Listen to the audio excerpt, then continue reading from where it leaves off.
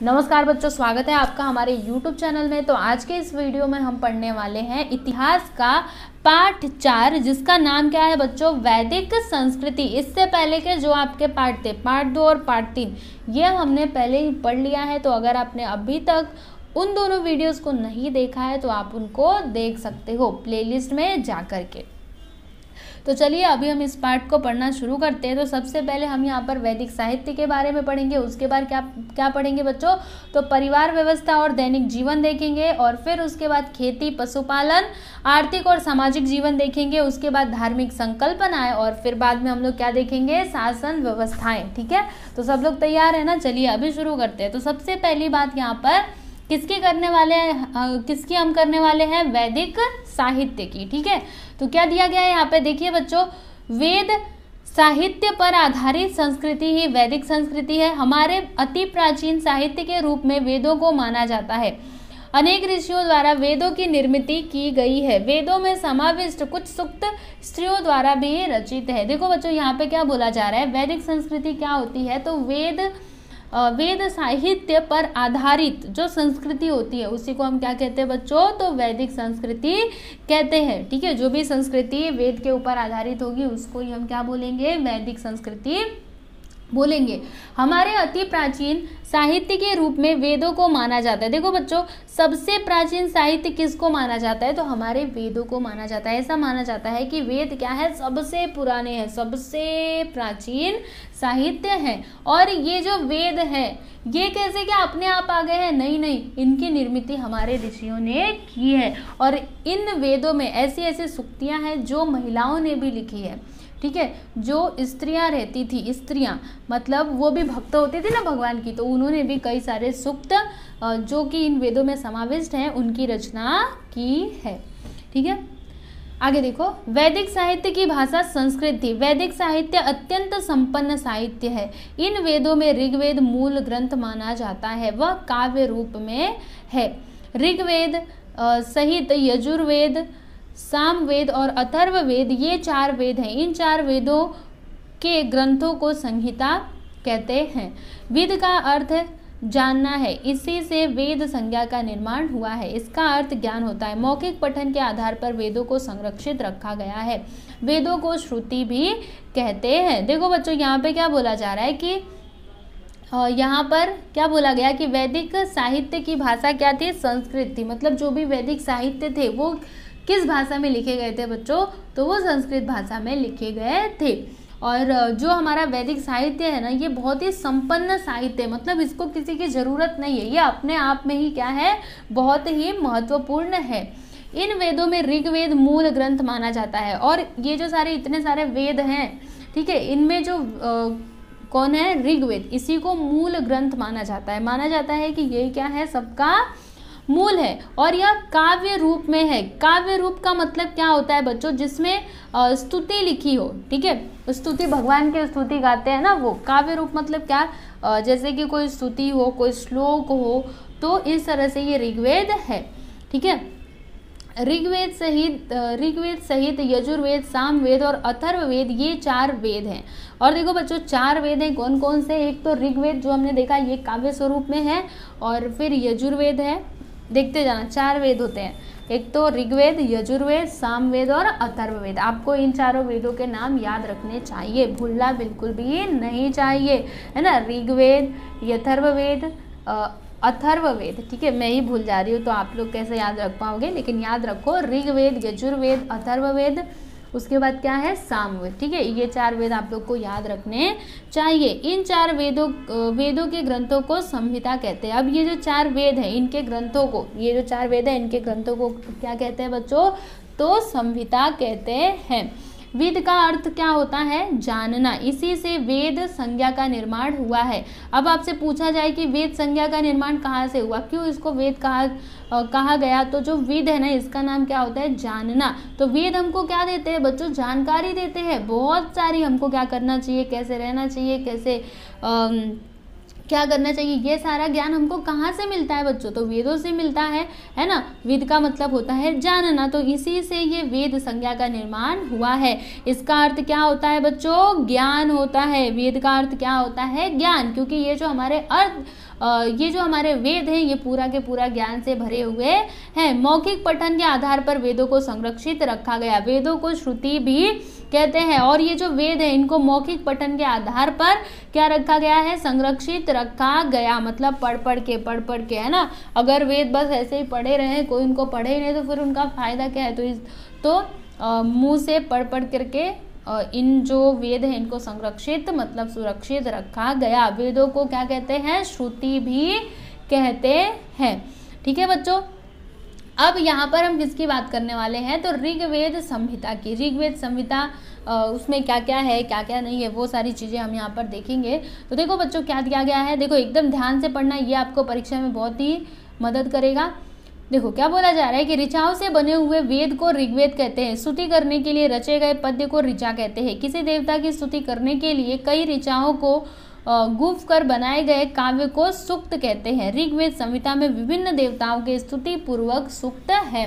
देखो बच्चों यहाँ पर क्या दिया गया है कि ऋचाओं से बने हुए, एकदम एक एक शब्द को एकदम ध्यान से समझना, ऋचाओं से बने हुए वेद को ऋग्वेद कहते हैं। देखो बच्चों ऋग्वेद किसको कहते हैं, ऋग्वेद जो ऋचाओं से बना हो, ऋचाओं से जो वेद बना है उसको क्या कहते हैं, ऋग्वेद कहते हैं।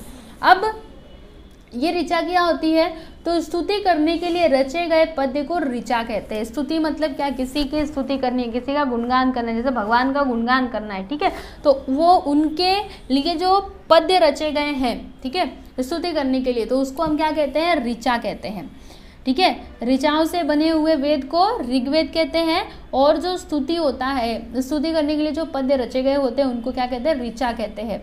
किसी देवता की स्तुति करने के लिए ऋचाओं को गूंथ कर बनाए गए काव्य को सूक्त कहते हैं। अब बच्चों सूक्त किसको कहते हैं, तो किसी देवता की स्तुति करने के लिए कई ऋचाओं को मिला करके एक काव्य बनाया जाता है जिसको हम क्या कहते हैं, सूक्त कहते हैं। किसी देवता की स्तुति होती है ना, वही।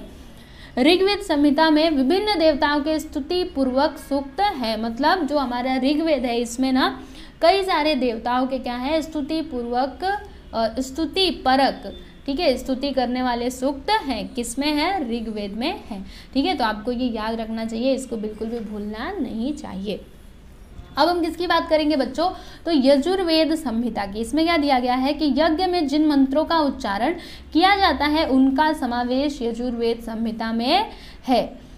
यज्ञ विधि में किन मंत्रों का पठन कब और कैसे करें, इसका मार्गदर्शन इस संहिता में प्राप्त है। इस संहिता में पद्य में रचित मंत्रों का स्पष्टीकरण गद्य में किया गया है। देखो बच्चों यहाँ पे क्या बोला जा रहा है कि जब यज्ञ होते हैं, यज्ञ आप सभी को पता है, यज्ञ हवन करते हैं ना, तो यज्ञ में जिन मंत्रों का उच्चारण किया जाता है उनका समावेश, मतलब वो सारे मंत्र किसमें हैं, इस यजुर्वेद संहिता में हैं। ठीक है, यजुर्वेद संहिता में वो सारे मंत्र यहाँ पर क्या है, उसमें समाविष्ट है। ठीक है, वो सारे मंत्र उसमें दिए गए हैं कि यज्ञ के टाइम पे कौन सा मंत्र बोलना चाहिए।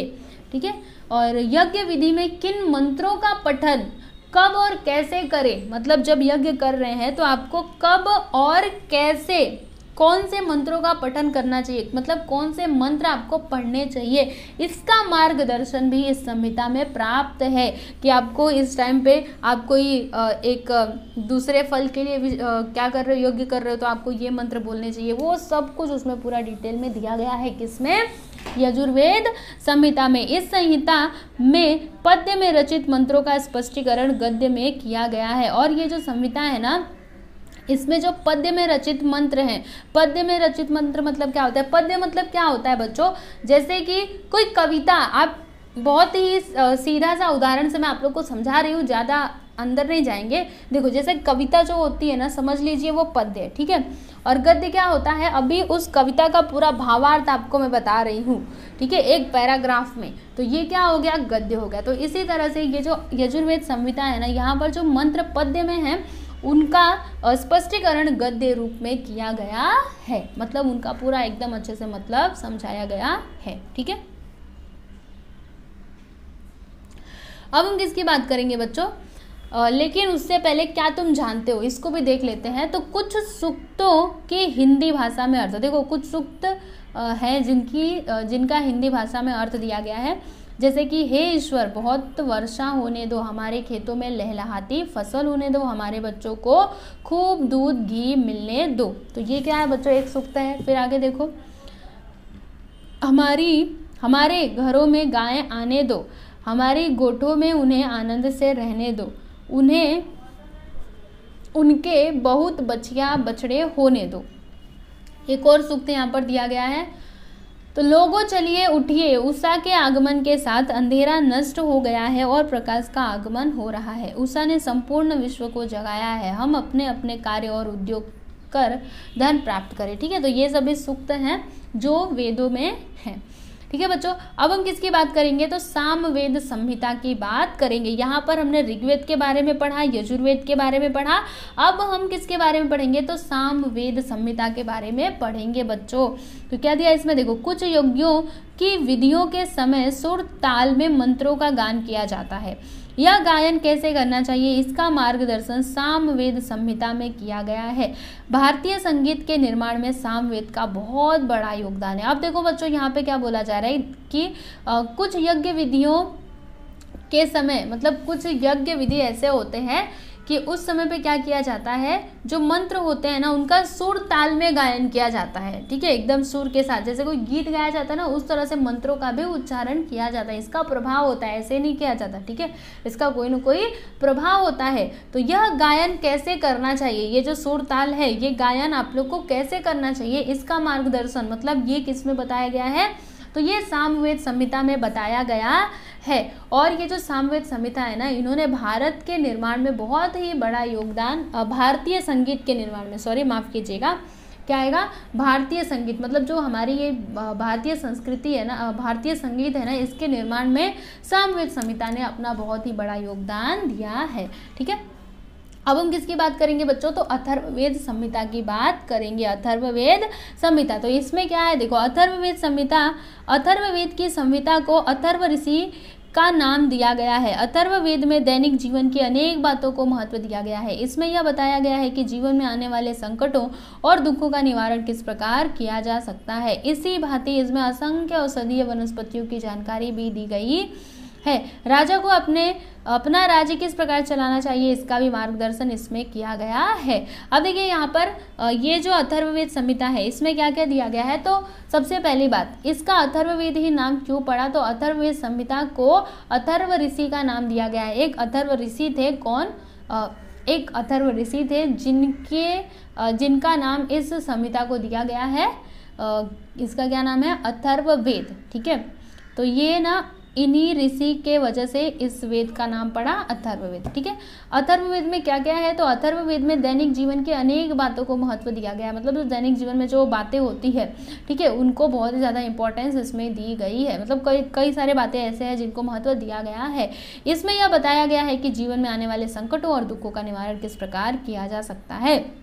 और इसमें यह भी बताया गया है कि अगर आपके जीवन में कोई दुख तकलीफ कुछ भी आता है तो आप कैसे उनका निवारण कर सकते हो। इस अथर्ववेद संहिता में आपको ये सारी जानकारियाँ दी गई हैं। और इसी के साथ ही ये जो आपका अथर्ववेद है ना, इसमें बहुत सारी औषधीय वनस्पतियों की भी जानकारी आप लोगों को दी गई है। और राजा को अपना राज्य किस प्रकार चलाना चाहिए इसके बारे में भी मार्गदर्शन इस वेद में किया गया है। ठीक है, तो अथर्ववेद जो है ना वो हमको एक तरह से आप ऐसे समझो कि ये हमको ये सिखाता है कि जीवन में संसार में किस प्रकार से किसी भी व्यक्ति को रहना चाहिए। अगर कोई राजा है तो उसको कैसे राज्य करना चाहिए, अगर कोई इंसान है तो उसको रोज जो भी उसके क्रियाकलाप है वो किस तरह से करने चाहिए, ये सब हमको कौन सिखाता है, तो अथर्ववेद संहिता सिखाती है।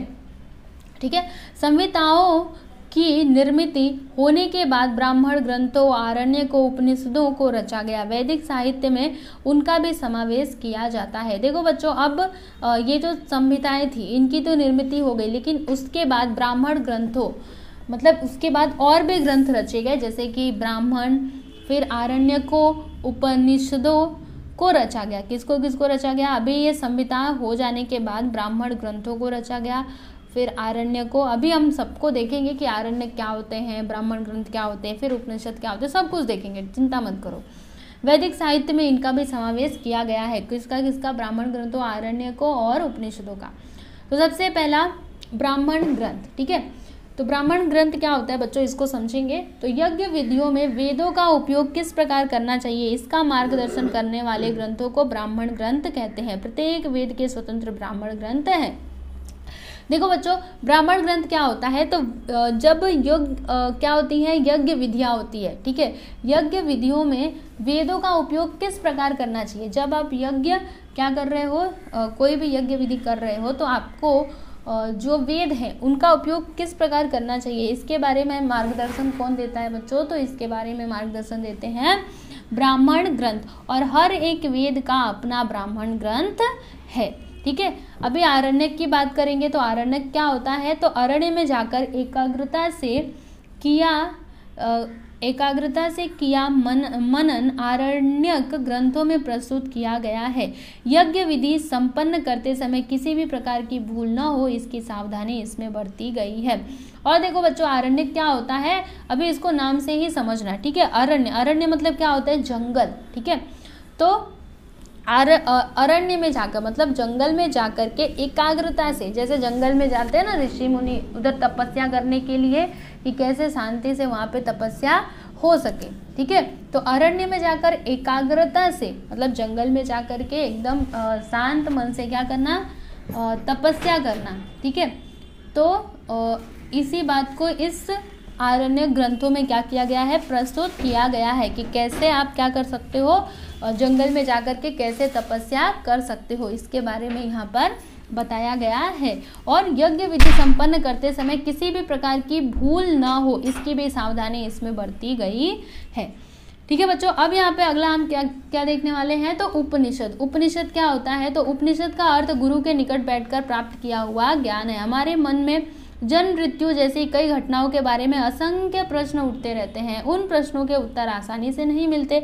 ऐसे गहन प्रश्नों पर उपनिषदों में विचार विमर्श किया गया है। देखो बच्चों, यहाँ पर क्या दिया गया है, सबसे पहली बात, उपनिषद का मतलब क्या होता है, तो उपनिषद का अर्थ होता है गुरु के निकट बैठकर प्राप्त किया गया ज्ञान। मतलब हमारे गुरु जी हैं, उनके सामने बैठो, उनके निकट बैठो, और जो ज्ञान आपने प्राप्त किया उसी को हम क्या कहते हैं, उपनिषद कहते हैं।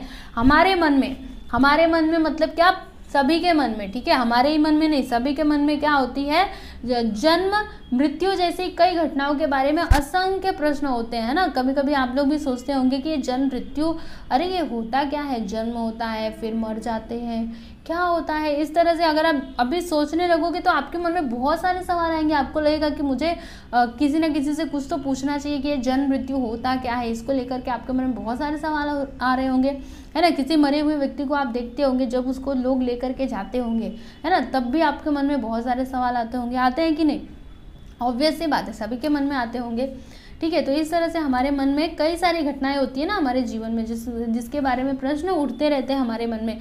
उन प्रश्नों के उत्तर आसानी से हमको नहीं मिलते, और वो ऐसे प्रश्न होते हैं ना जिनसे आप पूछोगे, किसी और से पूछे ना, तो वो लोग उसका उत्तर दे नहीं पाते, क्योंकि खुद उनको उसका उत्तर नहीं पता होता है। तो ऐसे गहन प्रश्नों पर उपनिषदों में विचार विमर्श किया गया है। तो ये जो ऐसे गहराई वाले प्रश्न हैं, इन प्रश्नों के बारे में कहाँ पर विचार विमर्श मतलब चर्चा कहाँ पर की गई है, तो इन उपनिषदों के अंदर की गई है, ठीक है। आगे देखो बच्चों, तो 4 वेदों, ब्राह्मण ग्रंथों, आरण्यकों और उपनिषदों को रचने में लगभग 1500 वर्षों की कालावधि लग गई। और बच्चों सुनना इसको, 4 वेदों, वेद कितने, 4, और ब्राह्मण ग्रंथों, ठीक है, ब्राह्मण ग्रंथों देखा ना, आरण्यकों और उपनिषदों को रचने में कितने वर्ष लग गए, लगभग 1500 वर्षों की कालावधि लग गई। 1500, समझ में आ रहा है आप लोगों को, 1500 वर्ष लग गए। इस कालावधि में वैदिक कालीन संस्कृति में अनेक प्रकार के परिवर्तन होते गए। और इस कालावधि में जो वैदिक कालीन संस्कृति है, ठीक है, मतलब 1500 साल मतलब बहुत होता है ना। तो इसके कारण क्या हुआ, इस कालावधि मतलब इस समय में बहुत सारे परिवर्तन हो गए। उन परिवर्तनों और वैदिक समय के जनजीवन का अध्ययन करने के लिए वैदिक साहित्य महत्वपूर्ण साधन है। अब वो परिवर्तन तो हो गए, तो अभी उनके बारे में आप लोग को पता कैसे चलेगा, तो इन्हीं वेदों के माध्यम से आप लोग को पता चलेगा कि उस टाइम का जनजीवन कैसा होता था, लोग कैसे रहते थे, क्या क्या करते थे, ठीक है। ये सारी जानकारी आपको ये वैदिक साहित्य ही देंगे, ठीक है। ये बहुत ही महत्वपूर्ण साधन है जो आपको उस टाइम के लोगों के बारे में बताएंगे। ठीक है बच्चों, समझ में आया इतना? तो यहाँ पर हमने क्या क्या पढ़ा, पूरा वैदिक साहित्य के ही बारे में पढ़ा। ये सभी कौन हो गए, ऋग्वेद, फिर यजुर्वेद, सामवेद, अथर्ववेद, संहिता, ब्राह्मण ग्रंथ, आरण्यक, उपनिषद, ये सभी किसमें आते हैं, ये सभी क्या है, वैदिक साहित्य ही है। ठीक है ना। तो अभी तक हम क्या पढ़ रहे थे, एक ही खाली टॉपिक पढ़ रहे थे, कौन सा, वैदिक साहित्य। और मैं ऐसा उम्मीद करती हूँ कि आप लोग को ये जो कुछ भी मैंने पीछे पढ़ाया आप लोग को समझ में आया होगा। कुछ भी डाउट रहेगा तो आप लोग कमेंट करके पूछ सकते हो। चलो जी, अभी आगे देखते हैं। तो परिवार व्यवस्था, दैनिक जीवन, देखिए इसको। तो चलो देखते हैं, परिवार व्यवस्था, दैनिक जीवन। तो वैदिक समय में संयुक्त परिवार पद्धति प्रचलित थी। परिवार का वरिष्ठ पुरुष परिवार का प्रमुख अर्थात गृहपति होता था। गृहपति के परिवार में उसके वृद्ध माता पिता, उसके छोटे भाई और उन भाइयों के परिवार, उसकी पत्नी और बेटे, उसके बेटों के परिवार का समावेश रहता था। यह परिवार व्यवस्था पितृ प्रधान थी। प्रारंभिक समय में लोपामुद्रा, गार्गी, मैत्रेयी जैसी कुछ विदुषियों का उल्लेख वैदिक साहित्य में मिलता है, परंतु धीरे धीरे स्त्रियों पर अधिक बंधन लगते गए। परिवार और समाज में उनका स्थान अधिकाधिक गौण बनता गया। देखो बच्चों, यहाँ पे क्या बोला जा रहा है कि वैदिक समय में क्या होता था, संयुक्त परिवार की पद्धति प्रचलित थी। मतलब सब लोग एक साथ मिलजुल करके रहते थे। जैसे आजकल क्या होता है कि सब लोग अलग अलग हो जाते हैं ना, माता पिता अलग, फिर उनके बेटे और उनकी जो बहू रहेंगी वो लोग अलग हो जाते हैं। लेकिन वैदिक समय में क्या होता था, संयुक्त परिवार की पद्धति प्रचलित थी। मतलब सब लोग एक साथ मिलजुल करके रहते थे। परिवार में कौन कौन होते थे, तो माता पिता, फिर उनके बेटे बहू, समझ में आ रहा है, फिर उनके अगर 2-3 भाई रहेंगे तो वो लोग भी सब जन साथ में, कोई अलग नहीं होता था। ठीक है। और इसमें जो परिवार का वरिष्ठ, मतलब जो सबसे ज़्यादा उम्र का व्यक्ति रहता था ना, वही क्या रहता था, परिवार का मुखिया, प्रमुख रहता था, जिसको क्या कहते थे, गृहपति। ठीक है, वो क्या होता था, गृहपति होता था। और यह परिवार व्यवस्था कैसी थी, पितृ प्रधान थी। मतलब इसमें जो पिताजी रहते थे वही प्रधान रहते थे, माताजी नहीं रहती थी। समझ में आ रहा है। और प्रारंभिक समय में लोपामुद्रा, गार्गी, मैत्रेयी, और एकदम स्टार्टिंग की बात अगर की जाए प्रारंभिक समय की, तो लोपामुद्रा ये कुछ विदुषियों के नाम हैं, जैसे कि लोपामुद्रा हो गई, फिर गार्गी, मैत्रेयी। तो ये कुछ विदुषियाँ हैं जिनका उल्लेख वैदिक साहित्य में मिलता है। लेकिन धीरे धीरे क्या हुआ कि स्त्रियों पर और भी अधिक बंधन लगते गए और परिवार और समाज में उनका स्थान अधिकाधिक गौण बनता गया। मतलब धीरे धीरे उनका जो अधिकार है वो क्या होता गया, कम होता गया। ठीक है। उनका जो स्थान है, अधिकार बोला था ना मैंने, उनका जो स्थान है वो धीरे धीरे क्या हो गया, कम होता गया। ठीक है। वैदिक समय में मकान मिट्टी अथवा टट्टियों, बाड़ों के बने होते थे। घास अथवा बेलों की मोटी टटियाँ अथवा बाड़ बुनकर उसे गोबर मिट्टी से लीपते थे। यह एक प्रकार की दीवार होती थी। इन मकानों की भूमि गोबर मिट्टी से लीपी जाती थी। मकान के लिए गृह अर्थात शाला शब्द का उपयोग किया जाता था। देखो बच्चों, यहाँ पर क्या दिया गया है, जो वैदिक समय था उस टाइम पे जो मकान होते थे वो किसके बने हुए होते थे, तो किसके बने हुए होते थे, तो मिट्टी और टाटों के बने हुए होते थे। टाट होता है ना, अभी भी अगर आप लोग गाँव में जाओगे ना तो वहाँ पे टाट के ना क्या होते हैं, दीवार बनाई जाती है। ठीक है। टाट का ऊपर भी छाया जाता है ताकि धूप बारिश से बचा जा सके। ठीक है। तो इस तरह से वैदिक समय में क्या किया जाता था, घर बनाए जाते थे। और घास या फिर बेलों की मोटी टाटियाँ अथवा बाड़ बुनकर क्या किया जाता था, उसके ऊपर गोबर से पूरा गोबर और मिट्टी से लीपा जाता था। और ये क्या होती थी, एक प्रकार की दीवार जैसी होती थी। जैसे टाट का दीवार यहाँ पे खड़ा कर दिया, उसको गोबर और मिट्टी से एकदम अच्छे से लीप दिया तो वो एक दीवार के जैसा हो जाया करता था। और जो मकान थे उनके लिए गृह अर्थात किसका उपयोग किया जाता था, शाला शब्द का प्रयोग किया जाता था। वैदिक समय के लोगों के भोजन में मुख्य रूप से गेहूं, जौ, चावल जैसे धानों का समावेश था। और वैदिक समय के लोग जो थे उनका खान पान कैसा था, मतलब वो लोग किस टाइप का भोजन करते थे, तो उनके भोजन में गेहूं, जौ, चावल जैसे धानों का समावेश रहता था। मतलब गेहूं, जौ, चावल ये तीनों आपको पता है कि क्या होते हैं, है ना। इन धानों से वे विभिन्न पदार्थ बनाते थे। और ये जो लोग थे ना, इन धानों से कई प्रकार के पदार्थ बनाते थे। जैसे कि कहाँ गया, वैदिक साहित्य में यव गोधूम, ब्रीही जैसे शब्द पाए जाते हैं।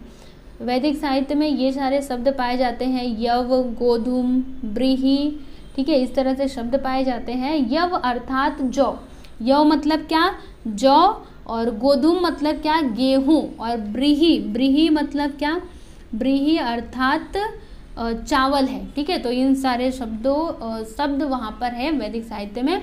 वैदिक लोगों को दूध, दही, मक्खन, घी, शहद जैसे पदार्थ क्या थे, प्रिय थे। मतलब जो वैदिक लोग थे ना, उनको दूध, अभी भी कई लोगों को दूध, दही, मक्खन, घी ये सभी पदार्थ प्रिय होते हैं, लेकिन उस टाइम पे कुछ ज़्यादा ही थे।